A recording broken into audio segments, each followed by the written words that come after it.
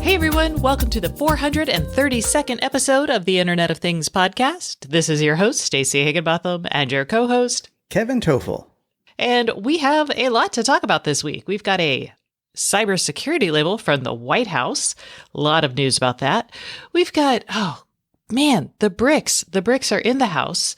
There's tons of connected devices going offline, and that means you've paid a lot of money for something that no longer works for you. So we're going to talk about what's getting bricked and what companies can do about it. We're also going to talk about Li-Fi because light is fun. And some small news and updates to devices coming to Matter. We've got a new IoT eSIM option and a new dev board that actually looks kind of fun. Plus, we're going to hear from our sponsor, Wilderness Labs, which is a relatively newish startup out there. And our guest this week is Steve Hanna, who is a distinguished engineer at Infineon and head of the CSA Matter Security Working Group. And he's on to talk about, that's right, the cybersecurity label. Woo!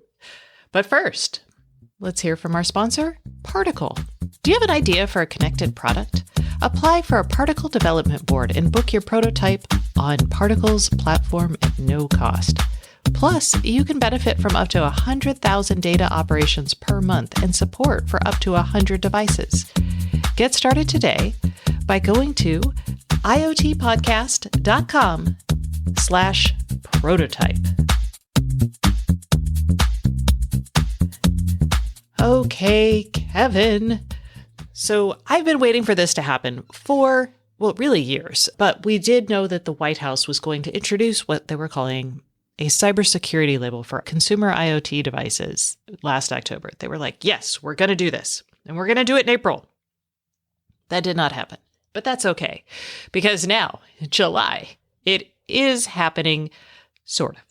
So the White House, what they did is this week, they got a bunch of people together and they showed off the U.S. Cyber Trust Mark.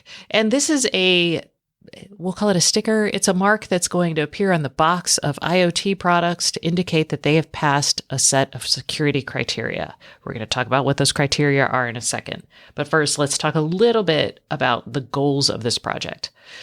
The idea was people are buying stuff that is not secure. They're buying stuff that is cheap, right? They're like, hey, how much does this cost? $5 versus something that costs $15?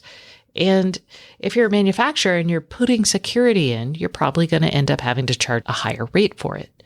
And consumers were like, they couldn't see that there was value in that higher price. Well, some consumers couldn't. And so manufacturers really were like, I really don't want to invest in security because, my goodness, it doesn't make people buy my stuff. But with this, hopefully consumers will be like, oh, this may cost a few dollars more or a little bit more, but it's secure. It's approved for the cyber. It's approved for the cyber. Now, does this mean that the product is secure? No, because nothing is ever secure on the internet. I'm so sorry, y'all. We now live in a world of uncertainty and doubt. But you're not going to see this label for another probably year and a half, maybe 2 years. The reason is they announced the label and they said, hey, this is what we're thinking about. We're going to create this label. We're going to give it to the FCC to manage this program. It is voluntary. And we're going to suggest that the label follow the tenets laid out in It's a NIST document, the National Institute of Standards and Technology. The document is 8425. It's NIST IR 8425. If you read the newsletter, you know that I love NIST documents, and I actually cover a lot of them because they're really good. However, it may not follow all of the tenets of the NIST 8425 document. And the reason for that is because the FCC is going to open up what they call a notice of proposed rulemaking. And what that is the FCC basically is like, hey, we're going to do this U.S. Cyber Trust Mark program. We think these rules look good, and they're going to list some of them out. And then they're going to say, what do y'all think? And you'll have X number of days to submit comments. I don't know how long that is yet because they haven't announced it. 60 or 90 is usually what they go with. Yeah, sometimes they do 45, but yeah, it's usually 60. 60 seems like a good median. Anyway, so you'll get those in, then the FCC is like, okay, we'll read them, and then they issue the rules. So then we'll actually know what the label entails. However, if you're just like, but Stacy, I want to know now, here's what I can tell you. The NIST document is super thorough. First up, they recognize that all IoT devices consist of bunches of parts, software, cloud, the device itself, possibly an ecosystem of other devices, right? And they decided all of those things have to follow certain rules. But we're only going to stick the label on the product itself. Great. They need companies to do a couple things. They need companies to have a way to identify the asset and authenticate it. So you need to know that this device belongs on this network and it has these products and these components. Yay, right? Matter actually does something very similar with I was just going to say, yeah, Matter has something similar, maybe not for each individual component, but for the device itself to say, yes, this is a approved, and here's the ID number of the vendor, and here's the serial number or whatever else they want to keep track of, etc. The NIST rules also require IoT devices to be updatable and changeable. So you can change your default passwords, you can hardware reset them to the original configuration. The NIST would also like you as a consumer to be able to change the features on your product based on your level of risk. I don't know if that's something that's going to go in there. It could be something like turning off your microphone or covering a camera, but maybe it's also like, well, I don't want to use Telnet. Well, that's a good one. That's a good one. Yeah. And actually, I know you're going to go through all of these, and I was going to ask a question at the end, but maybe it's relevant now. Hit me. Given, and I'm not saying my position on this either way, I just know that historically we have, and listeners have been concerned with where the data goes. And I don't see anything in here about keeping the data either in-house, within the US, or any of that. There is nothing like that in here. They do say that if you're going to send data someplace, it should be stored encrypted on the device, which is pretty cool, and stored between devices and stored in the cloud in a secure way. So, but yeah, nothing about like your data, which makes sense. That feels like bringing some potential for xenophobia in. But yeah. It does, but I think it's like one of the key factors that people... they do. They obsess about their stuff going to China. Right. So, okay. They also have a lot of stuff on who can access the device and how. I'm going to call this the Active Directory stuff, which is basically like consumers should have a way to let only authorized people access their devices. Manufacturers also should have a way so like errant employees can't access camera data, for example, or some guy who walks into your house and can't, get online and get access to your connected device. This is where they're going to require things like multi-factor authentication for high-risk devices. So yay. And it also talks about like people shouldn't be able to access physical elements on the device itself, like an off switch or a reset button for a camera. There have been hacks related to this. So here's the deal. I have a lot of devices. Like I just installed that Roku outdoor camera, which is a Wyze outdoor camera, and it has a reset button, but it's covered by a little rubber seal. Like a grommet or something, right? Yeah, like some, it just kind of sticks in there and you got to pull it out to hit the button. Sure. Is that enough? I mean, someone could pick it up and reset it. Well, yeah, I mean, just about every device I have has some type of hardware reset function that may not be easily accessible. Like I may need a paper clip or something to reset it and hold it for 10 seconds and so on. But that's kind of necessary. Yeah, so I think that's kind of an interesting one. I'm like, I've got my first comment Yeah. Mm-hmm. Software updates. You should be able to update your device. Any device should be able to receive over-the-air updates, and the manufacturer needs to have a way that they implement those updates. They need to tell you. So like, if we have a security update, we're going to push it out to your device no matter what, or we do all of our updates on Patch Tuesday. However they have it, they have to have a program for that. Now, there are still some people who are like, Stacy, I think devices that aren't updatable are more secure. And I'm like, if it's connected to the internet, it needs to have a way to have a software update. If it's not connected, then sure, whatever. I don't care. Because that's just like normal old school hardware. But if it's connected to the internet, you need to have a way to update the software. I mean, the more electronic components I have in my devices, like my car, for example, I actually do think it needs to be software updated, even if it isn't connected to the internet. Yeah, I mean, what if there's some exploit in the code that's on the device? How are you going to patch that? You can say, well, I'm not going to connect it to the internet so it doesn't get patched, I guess. But then you lose functionality in the device. So are you going to put it back on the internet to get your functionality only to be open to exploits again? No. That's kind of a given. It has to be. Yeah. And, people can argue that like USB updates exist, but I have like SneakerNet? No. It's a pain. Like I have what's it called? A rowing machine. And it's a Concept 2 rowing machine, and my little electronic doohickey that tracks things on my rower and connects via Bluetooth to my phone. I actually have to plug that into a USB cable to update it. And I hate it. I'm like, ugh. Well, maybe they'll send us floppies. Well, floppies. I'll wave it in front of it. Go, data, go. All right. And then the final thing is this idea of cybersecurity state awareness. And this is something cool because I don't think it's actually that widespread. Bigger companies do this for themselves, but NIST says that any IoT devices should have some form of logging function for consumers and manufacturers so they can see how the device is performing and figure out if it's performing weirdly. So does that Sherlock the firewall is out there? Yeah.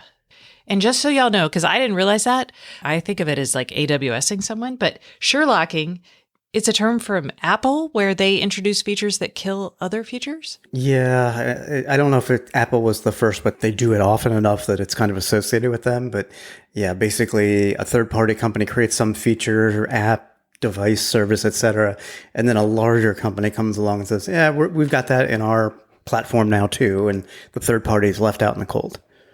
Yeah, see, that happened every year at AWS reInvent, and it was always like, oh. Yeah. So, okay. But yeah, so that might end up Sherlocking. The firewall is out there and other devices of that ilk. I would expect a comment from them. I mean, I would. I'd get my foot in the door and say, we will help provide products that do that in a sense, Yeah, but I do think it's really useful. I mean, I've been wanting this for years just from the sense of like, hey, when my light turns on, I want to know why it turned on. Is it because I set a schedule? Is it because it's talking to an old if this then that recipe? I mean, like, I have a lot of things happening in my house that are mysteries to me, and I want to know why. Or did Kevin use Stacy's access to flip the switch? Exactly. Anyway, so those are the security things that we should see in there. Notably, nothing in there about privacy. I'm going to talk about that in this week's newsletter. We're not going to talk about it a lot, but we can all express our disappointment. I think privacy and security go hand in hand for a lot of consumers. I wonder if the folks behind this believe or equate privacy with encryption, because it's not the same. It is not. And I don't know. Okay. I think they're well aware of what people are talking about when they're talking about privacy, which is things like, hey, can you disclose what sensors are on this device? Can you disclose who you're selling my data to? Because the third reason, according to Parks Associate, that people are not buying connected objects in devices is because they're worried about the privacy implications, not from hackers, but from the manufacturers. If you buy a device and you don't realize there's a microphone on it or that it's grabbing geolocation data from your phone and sending it to someone, you don't actually have an understanding of what gets lost in, like, if it gets hacked. And those are really important. I mean, those are tightly tied relationships. Anyway, so I'm going to talk a lot about that in the newsletter this week. It'll be fun. And we're going to talk a little bit more with our guest, Steve Hanna, about all of this, including things like, hey, does this update over time? Or how does this relate to what's already out there? So stay tuned for him. Also, he sounds like Mr. Rogers. So I want y'all all to listen to it just for a few minutes, not on a speeded up version, so you can hear the dulcet tones of a man who sounds like Fred Rogers telling you about cybersecurity. It's the best. Okay, let's talk about brick devices. Last week, there was a Dutch e-bike company, Van Moof, that went out of business. It went into the equivalent of receivership, the Dutch equivalent of bankruptcy.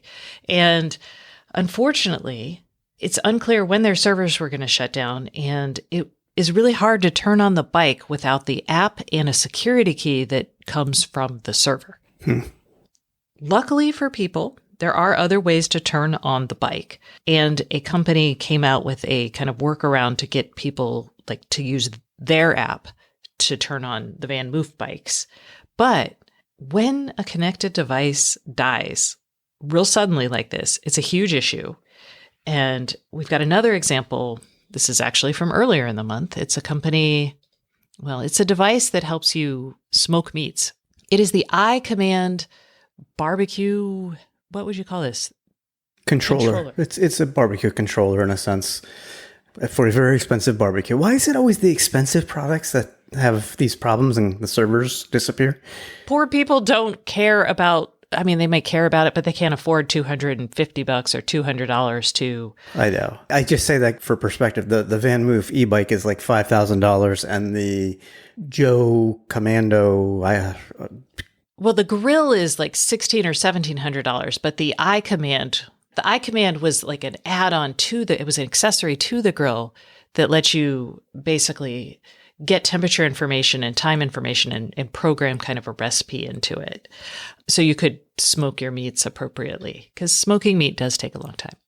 Anyway, if you purchased one of these for $200 to $250, depending on when and where you purchased it, you might have been surprised on July 4th when all of a sudden it didn't Perfect day in America for that. Yeah.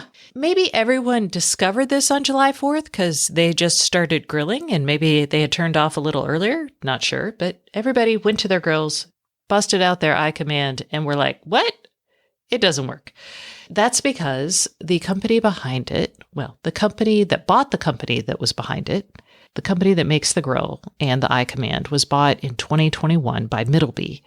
They're a company that owns Char Grill. They own Viking, Aga, all kinds of cooking, high-end cooking products and other products.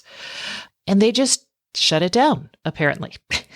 No notice to the customers. Now, based on a Reddit thread for this, people who complained, some of them didn't hear anything, but some of them got a discount code to buy a new grill, which starts at $1,600 and goes up to about $3,500. Yes. Yeah. So this is not the way to do this. This is incredibly anti-consumer for a lot of different reasons. One, minimum, you should give people notice that you're going to shut something down. Also, if something has been out for less than a year, like people could buy it less than a year ago, you really should give them at minimum half their money back. Not some discount coupon. Like that is not okay. So that's that. And so and this was last week's newsletter, post Van Moof, but I figured since the iCommand stuff happened as well, I should tell you, hey, I wrote about this. I wrote about how every single company making connected devices needs to plan for their death at the beginning of building their connected devices. I know it sucks. You don't want to think about your startup dying. You're putting all this hard work in. It's terrible to think about the worst case scenario. And I talk in depth about some of the things, but at a bare minimum, think about it, put an expiration date, like minimum for security updates, and use that to help set up like an escrow fund, not your source code. Source code doesn't help people because most people are not technically savvy enough to run their own servers, right? Escrow money to pay the server costs for a set amount of time. So your users aren't caught off guard, basically. Anyway, there's other stuff in there. Y'all can read that. I'll link to it. Now, let's move on to the fun tech stuff, right, Kevin? Let's talk about the lighter side of the podcast. Oh, excellent. Yes, let's talk about the new IEEE 802.11bb standard. Kevin? Yes, it's how many years now have we heard about transmitting data over light waves? Probably, I don't know, a dozen. And it was invented in Scotland by at a Scottish university. I don't know if it was actually a Scottish fella. I think it was in 2011 were the first published papers. So a long time. Dozen years. And everybody just says, not going to happen. Well, maybe it is. There's enough momentum, enough people in a work group that have gotten the IEEE to approve the 802.11.bb standard for Li-Fi networks. Now, We have something in the newsletter on this. I have some thoughts, and Stacey and I talked about this. So if you want to read about it in depth, check out the newsletter. But the long and short of it is, to understand what it is, basically the standard uses specific near infrared wavelengths of light, 800 to 1000 nanometers if you're interested. And it can transfer data at up to like 9.6 gigabits per second. Now, it wouldn't replace, say, a Wi-Fi network. It would really complement a Wi-Fi network. There's several reasons for that. And know that if you're going to have any devices, think IoT devices in particular, that will use Wi-Fi potentially, they're going to need a receiver or a transmitter to send the light or see the light from other devices. There's a lot of things that have to happen before this becomes a mainstream thing. But know that there is a standard, and there have been a couple products that have attempted this in the past. But there's definitely some use cases that light-based networking would be a benefit. And I think the biggest one is probably something we talked about earlier, security, because you've got Wi-Fi networks, you've got data kind of going in 360 degrees of directions for anybody who wants to try and sniff in and see your data. Whereas a light-based network, it's kind of point-to-point, device-to-device. And yes, that means the light can be blocked by something physical, so that's a constraint. But hacks would have to be like in the physical proximity. So that's a plus. So there's lots that could happen here. It's very interesting. And we'll have to see what happens now that we have a standard. Yay! GE Lighting, Signify Lighting. Signify, yeah. Yeah. And then Disney, there's been grocery stores. Like a lot of companies have experimented with Li-Fi, and it's just the point-to-point nature of it makes it a little dodgy for a lot of use cases. But, maybe you could see it on like, I don't know. I really don't know. Store shelves, sensors, grabbing, things like that in addition to like the security elements. But we'll see. I mean, a lot of these standards, they don't go anywhere. All right. Let's talk about fun gadgets because, well, there's enough darkness already in this podcast between security and brick devices. We did get a little bit of light. Here's some more. A company called Walkwise. I just like this because, I'm really excited about IoT for gathering data that will help people out, like truly help people out. And this is a company in Fargo, North Dakota, that just raised a tiny round of funding. This is a $1.2 million funding round to get Walkwise's IoT device. It's for R&D mostly, for their Walkwise IoT device. And this is a device that will attach to someone's cane or walker or any sort of mobility helper. And it analyzes how that person is moving. And the goal is to report back to healthcare people, hey, is this person going to fall? And Walkwise's founder and CEO says their customers are seeing a 30 to 40% reduction in fall rates. And their customers are doctors, usually. So again, small funding round, cool device. This is the kind of thing. Practical. This is the kind of thing I get really excited about. So we'll see. A couple more years, I'm going to need one. So yeah. Yeah. Track that walker walking. All right. More good news, more lighting news. Kevin. Yeah, this is good news for people who have Leviton switches and outlets. You, depending on your device, have a firmware upgrade that brings Matter support. Yay! It's basically 4 Leviton Decora 2nd gen devices that have the update available. Those include the 600 watt dimmer, their 15 amp switch, their mini plug-in dimmer, and their mini plug-in switch. So if you got older devices or other Leviton devices, you don't have Matter yet. But there are more products that will get updated in the future that they currently sell. So stay tuned for that. I'm sure everybody knows it, but just in case, that means your switches would now be able to work with multiple ecosystems. So Madam A from Amazon and Google and Apple and Samsung and others that support Matter. So that's a good thing. Yeah. And for what it's worth, this is one of the few updates of existing gear to Matter. A lot of the Matter announcements so far have been new stuff. And I'm kind of despairing, I'll be honest, of seeing a lot of these updates to existing gear because it's hard, and I think it's just hard. We've only tested one or two, and at the time they were a little sketchy and The update hacky process and was not yeah, great. just not fun. It's No. not fun. All right. For people who are buying connectivity, that's all the device manufacturers out there, Verizon Business has introduced a global IoT eSIM platform. Yay. Which basically means if you buy one of these Verizon eSIMs for use in your connected product, now it will work around the world and you can manage it all from the same place, which is Verizon's ThingSpace platform. Which I think is kind of amusing just because Verizon bought ThingSpace forever ago. And ThingSpace was a company that was like one of the original, like one of the first companies I covered all the way back in like 2012, 2013. And Verizon really bought this platform. It was a physical hardware device with connectivity and it had a cloud back end. And really the only thing that's left today is the name ThingSpace because they got rid of the hardware. They really did not focus on the cloud back end very much. They turned it into a way to like a sales platform for connected device plans. That was kind of what it was for a while. But now apparently it's getting management capabilities for managing all of these SIMs. So it's like coming full circle. All right.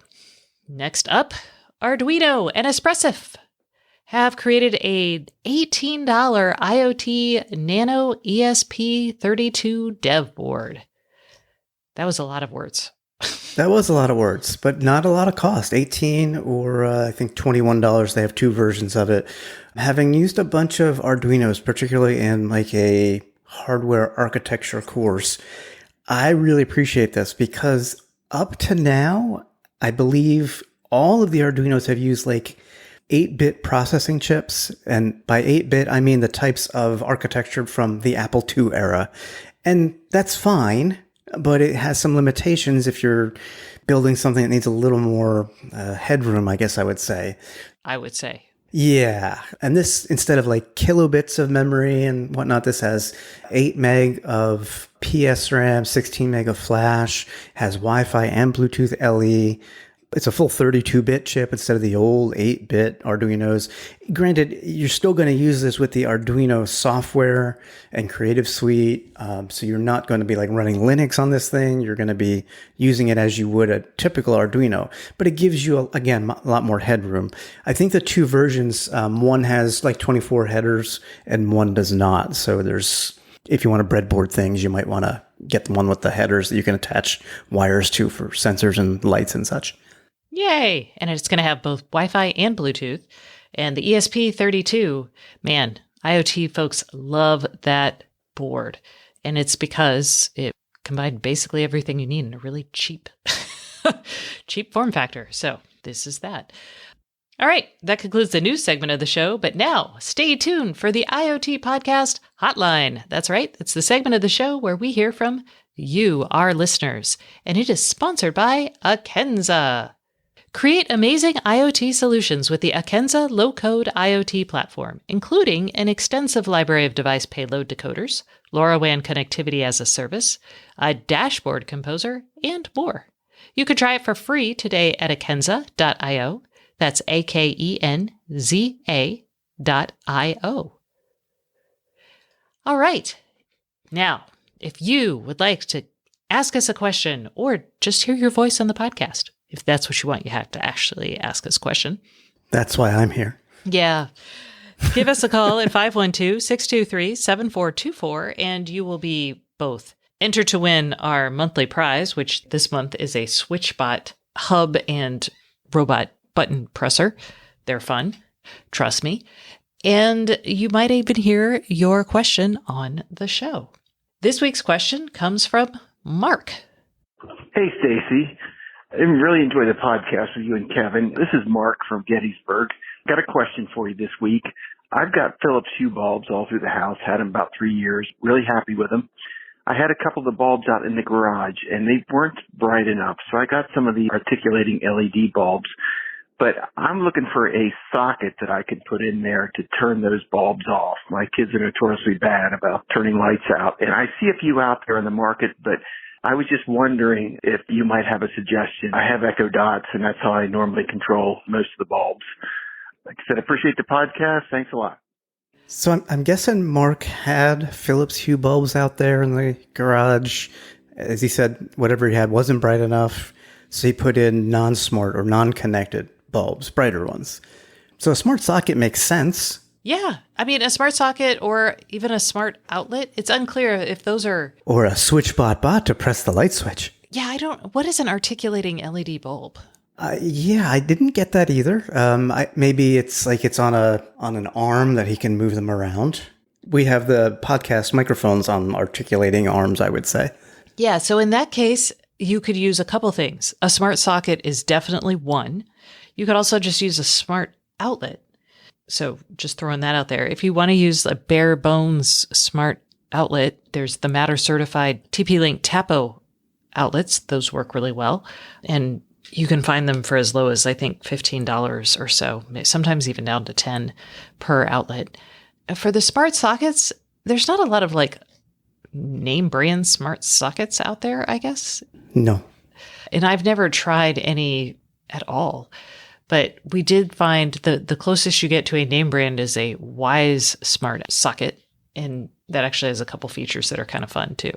That's actually like a companion product to their outdoor camera, because the point of it is to provide power to the camera. The socket itself has a USB port, and then you connect the camera outside to the USB port, and that gives it power.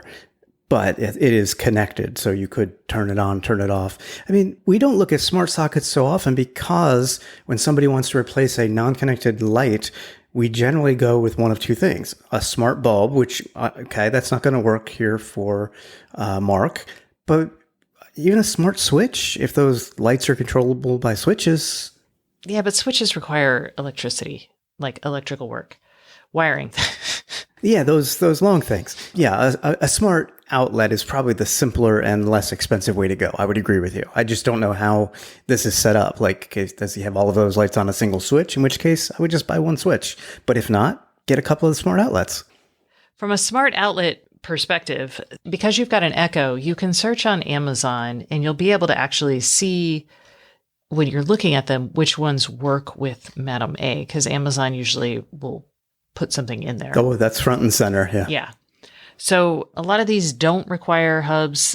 I'm looking at a 2-pack by a company called AI Case that has a remote lamp bulb holder that's compatible with everybody. And that's $33.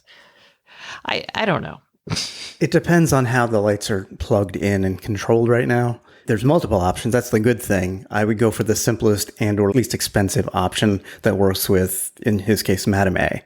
Yeah, and the Wise socket does work with Madam A. Mm-hmm. So, and that's only $10 a socket, I believe. So that's probably It doesn't articulate, but... Yeah. I don't know if we're being very articulate either. Okay. So, Mark, I hope that answered your question, and I hope it helps you.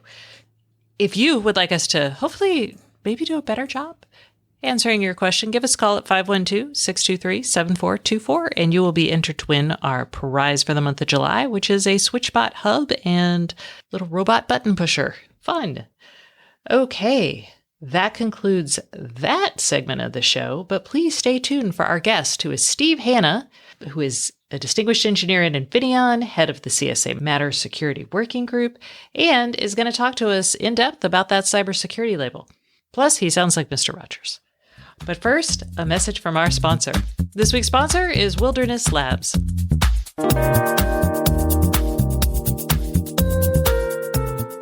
Hey everyone, we are taking a quick break from the Internet of Things podcast for a message from our sponsor. And this week's sponsor is Wilderness Labs. And I have Brian Kostanich, who is the CEO, here to talk to us. To start us off, what is Wilderness Labs? We're the creators of the Meadow IoT platform. Our mission is to make building and maintaining hardware as fast and easy as web or mobile apps. You know, for years, if you wanted to build embedded hardware, you had to be an embedded hardware wizard. And then, once you got that hardware out into the field, it was difficult and expensive to maintain those devices. Meadow changes all that by providing both an enterprise-grade IoT device cloud that enables you to maintain any embedded device in the field, whether they be a microcontroller or an embedded single-board computer like a Raspberry Pi.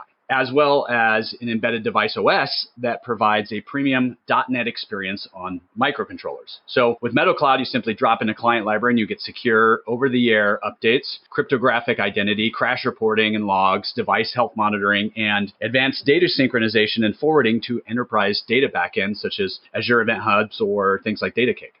And what makes Meadow stand out from other IoT platforms? We're the only IoT device platform that offers modern .NET applications on embedded microcontrollers. So if you're a .NET developer or a .NET shop, it's the obvious choice because you can reuse your existing .NET skills to build hardware solutions. And with our device platform, you can cut your time to production in half. See, a typical IoT solution goes from idea to volume production in about 2 years. And with Meadow, you can do that in less than a year. And we're the only IoT cloud platform that gives you OTA updates and IoT services on any embedded devices, be it a microcontroller or an embedded Linux single board computer. So if you have a heterogeneous fleet of IoT devices, you can go from 1 to 1 million devices on the same cloud. So it brings enterprise scalability to every developer. And we focused on enterprise data integrations. So while Meadow Cloud provides device-specific services such as crash reporting and OTA updates, it really makes integrating into enterprise backends such as Azure or DataCake to build things like digital twins super easy. And of course, security is a primary feature on both device and cloud. Okay, and do you have examples of companies using Meadow today? Yeah, absolutely. We've really got a market wedge into critical infrastructure, industrial defense applications. So for example, in defense, the Navy uses Meadow for maintenance operations. They have digital twins that Meadow powers, and they can view real-time data on infrastructure and submarines. On the commercial side, we have folks doing solar-powered air quality monitoring at construction sites for EPA compliance. In industrial manufacturing, we have folks monitoring energy usage and equipment vibration for machine health so that they can provide preventative maintenance to prevent downtime and also energy cost savings. So where can I go to learn more about Wilderness Labs? Check us out at our website, which is www.wildernesslabs.co.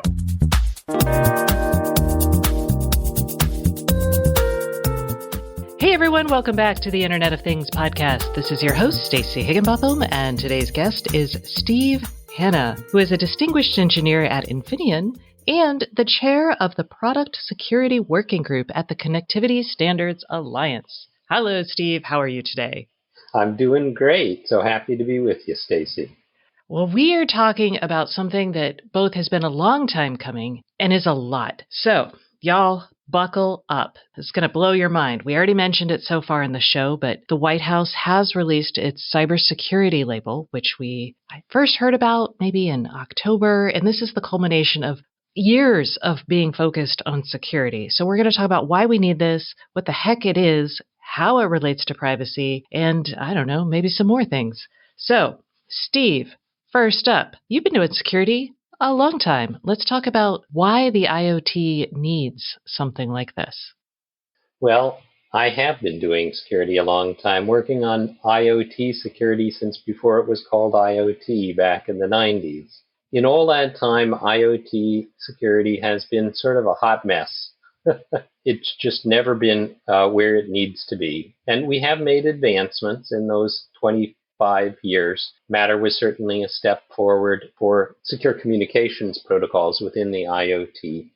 But what we're seeing is that the devices themselves are still really variable in terms of what security capabilities they have. And the US government and other countries around the world are taking that bull by the horns and saying, we need to have some way that consumers can distinguish a product which claims to be secured versus one which actually is secure. I mean, of course, it's not going to be perfectly secure because there's no such thing, but adequately secure for the smart home.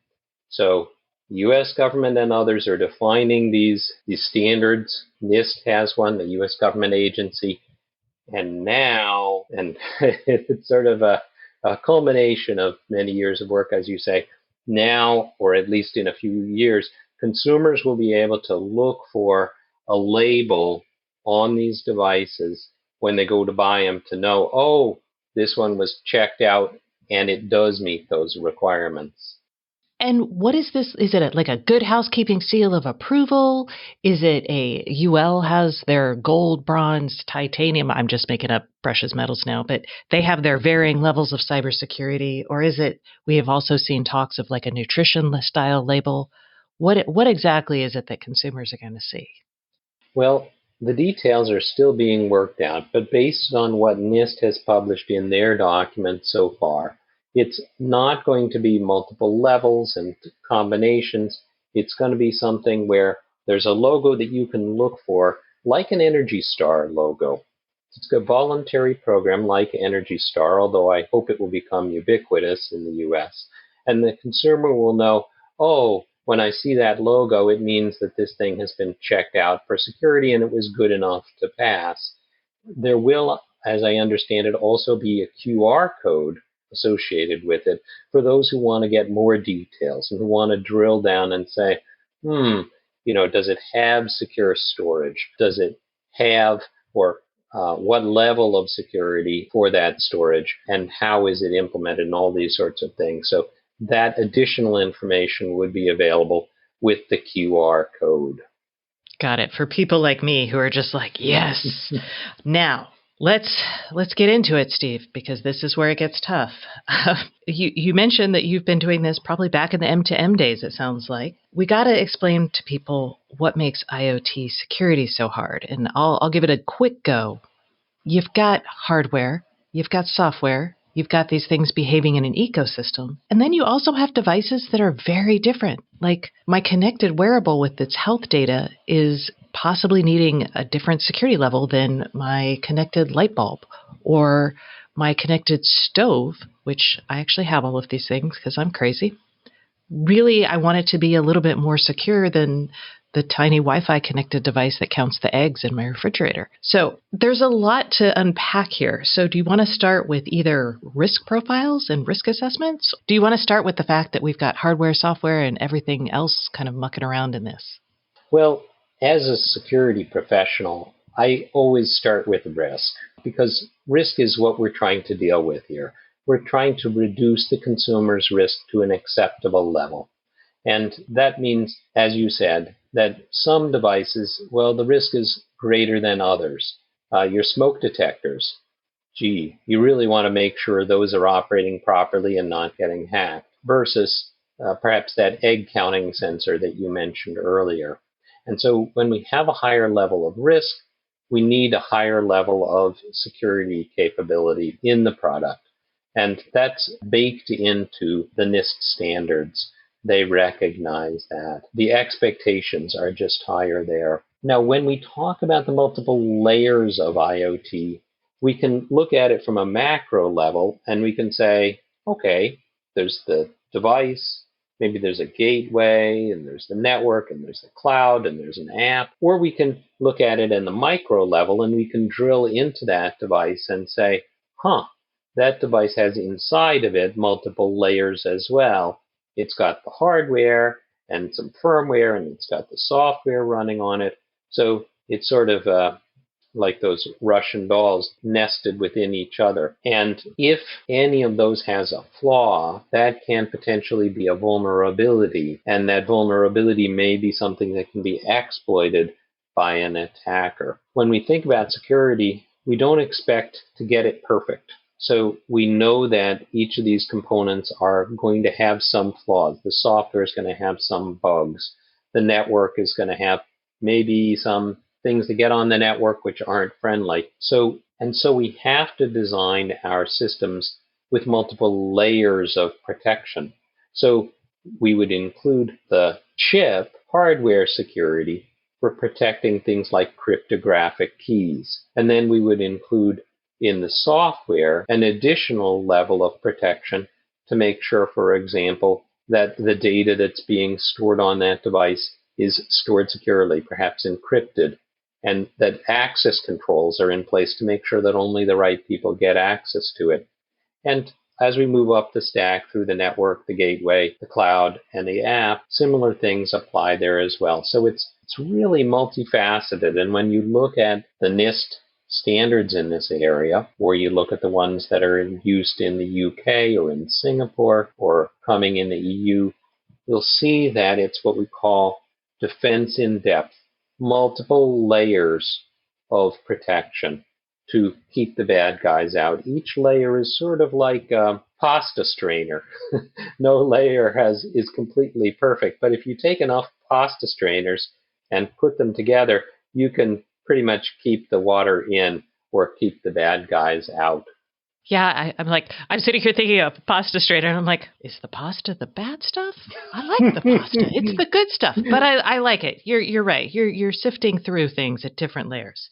So you've been on the Matter working group. You've worked at Infineon on hardware level security. Can you briefly talk to us about how this label incorporates or compares to what has happened with things like ARM's PSA hardware security for IoT or Matter's security things that require like encryption and keys and authentication onto the network, and then how those kind of efforts relate and are carried through in some cases in this label? Happy to do that. So those are the multiple layers that I was talking about. If we think about ARM PSA, this is standard which says here are the capabilities that are needed in the hardware to provide adequate security. And then if we look at the next level, which is Matter is about securing the communications between the devices. This is a question I often get. Didn't we just do this with Matter? Yes, we secured the communications between the devices, but we have to have security for the fundamental devices themselves. I like to think of it as we're trying to build a secure system, like a secure banking system for carrying cash around and making it available to people. If you're going to do that, you need to have secure transport for the cash. And in our analogy with the IoT, that would be a secure transport for your data. That's Matter. It's the secure transport that makes sure that your data coming from, say, a video camera in your home isn't cracked and obtained by an attacker in transit to the cloud or to your phone, wherever it's going. That's Matter. And then this product security certifications that we're seeing coming from the US and these other nations are about ensuring the security of the products so that your data doesn't get cracked and obtained by the attacker while it's on the product itself, while it's in the camera or in the gateway or somewhere else like that. So as a consumer, in a couple years, if I'm looking at a box for a new connected smart plug, it may have a Matter label on it if it's a Matter certified device. But then if I really want it to be secure, I also want to look for that cybersecurity label, correct? Exactly, Stacy. And then finally, maybe I don't care about Matter, but if I see that cybersecurity label, I can still feel comfortable that it's going to be secure. That's right, because there could be products that don't support Matter, but which are still secure enough. And for some consumers, that's going to be fine. That's what they're looking for. Exactly. And, there are many things today that Matter does not support that are still connected to the internet. So that's why I'm thinking about this. Okay. So who is in charge of enforcing this? Like, you've got the label. This is a program that's going to be done through the FCC. Is it voluntary? It is. It's one of those things where the manufacturer gets to decide whether to put that label on, whether to apply for that label, and if the permission is granted to put it on their product or not. At least at this point in time, that's how it's going to be run. And I hope that consumers will start to look for that label once products with that label become available in the market. As I said earlier, I think consumers will become more educated, and just like they look for the Energy Star label if they care about energy efficiency, they're going to start looking for this cybersecurity label for IoT products if they care about cybersecurity. And when should we start seeing these labels? The wheels of government do grind slowly at times, and I don't know exactly when this will become available on products, but my expectation is that it'll be in the next year or two. One of the things that's hard about IoT security, we've talked about layers and pasta strainers, is the fact that these devices are connected to the internet and that creates this ongoing security obligation. Whereas if something isn't connected to the internet, you can kind of make it as secure as possible when you put it out there, and then you don't have to worry about it again. So are there elements to the cybersecurity label that help handle that ongoing obligation to check for vulnerabilities, to patch things that are vulnerable, etc.? Stacy, that's a really good point. So one of the challenges that we face in cybersecurity, and it's even more important in the world of cybersecurity labeling, is that security doesn't stand still. And a product which is adequately secure today may not be adequately secure in 5, 10, or 20 years. This creates what I like to call the dusty box problem. Now, when I go into the local hardware store, I find a lot of dusty boxes on the top shelf. And if we fast forward, say, 10 or 20 years from now, some of those boxes are going to have the cybersecurity label. And I get one of those boxes, a toaster, say, and I blow the dust off the top, and I see the label. Oh, yeah, it's secure. That's great. Well, it was when it was built, but 20 years later, it's probably not secure anymore because the attackers are more and more sophisticated, and there probably aren't firmware updates available for this thing anymore. And so that's where the QR code comes into play. I can find out by scanning that QR code, and perhaps at some point in the part of the matter commissioning, this will be possible as well. I can find out that this device, while it was secured at the time that it was built and that label was put on it, it's not secure enough anymore. Excellent. And Infineon, your chips are in lots of connected devices. Can you give me a sense of your customers? Are they eager to be part of this? What is the actual end customer manufacturer kind of interest in participating in such a program? It's interesting. Before the pandemic, I think I was hearing from our customers a certain sense of, questioning as to whether government really had a role here. And I think there's still a bit of skepticism on that. But there's a lot more enthusiasm for it now. We're going to have several dozen companies involved in this U.S. label announcement. And we have more than 100 companies involved in the product security working group. So I think what's happened is that over the last few years, companies have brought their products up to an acceptable level of cybersecurity.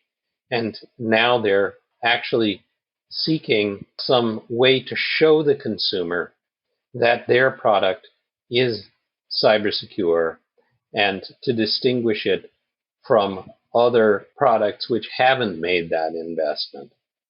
I think you're right. I think there is a big, consumers still mostly shop on price. And I can't tell you how often people will casually ask me, they're like, hey, this is a $5 smart plug from no-name vendor. And I'm like, look, that is probably okay, but security matters. And for $15, you can get one from a vendor that I actually can tell you invests in security. And they're like, the $5 is fine. And I'm like, okay, yeah, what can you do? I'm hopeful that having some sort of indicator for people will really help both drive awareness that this is important, but two, help people really make those calls easily. All right, so let's talk about privacy, because originally when this was announced, I was really hopeful that it would also cover things like privacy, like transparency around like the types of sensors that were on a device and things like that. It doesn't sound like we're going to get much on the way of privacy protections here, but it's clearly important to consumers. And I would love to understand, how can we take maybe not this label, but security and privacy further when it comes to these connected devices? I agree with you that it's really important for consumers to be able to know what the privacy properties are of any device that they're thinking about buying, and especially with IoT devices, because those can have really sensitive data, video recordings or health and wellness information. And CSA has actually recently formed a new working group called the Data Privacy Working Group to focus on this. The idea is, with respect to security, there's a certain objective minimum standard that must be met for consumer devices within the smart home. With respect to privacy, who's to say that a particular privacy policy is unacceptable or acceptable. It's really a decision for the consumer to make. So what we're aiming to do with this data privacy label is to give the consumer the information that they need to say, I'm okay with a product that has these sensors. I'm okay with a product that uploads my data to the cloud, versus another consumer who might say, no way, I don't want a camera or a microphone on my robot vacuum cleaner. No way, I don't want to have a product which uploads video, security video of my home to the cloud. Even if it gives me more capabilities, I just don't want that. So the way that I think about it is with data privacy, yes, it is linked to security in that if the device isn't secure, well, you probably don't have any privacy anyway because the bad guys can get in there and get all your data. They're related in that sense. But with privacy, it's more of a matter of giving the user the information to make informed decisions about what products they're going to purchase. And so I don't expect that we will see, at least in the US, a certain minimum level of privacy that has to be included in all devices. Maybe that'll change at some point in the future. So transparency is really what we're aiming for here with the CSA Data Privacy Working Group, to give consumers the information they need to make an informed decision about the product they're purchasing based on the privacy information available. Lovely. Okay, so I am really excited that we're finally getting somewhere with this label. So thank you so much, Steve, for coming on the show this week and for explaining it to us. Stacey, it's always a pleasure. Thank you for having me on. Okay, so thanks everyone for listening to this week's Internet of Things podcast. I really appreciate it, as does Kevin. And if you want to find out more information on the Internet of Things, you can find it at my free weekly newsletter that comes out every Friday. You can sign up for that at www.stacyoniot.com/newsletter. Or you can just visit the website for all of those stories published a little bit later. Thanks for listening and have a great week.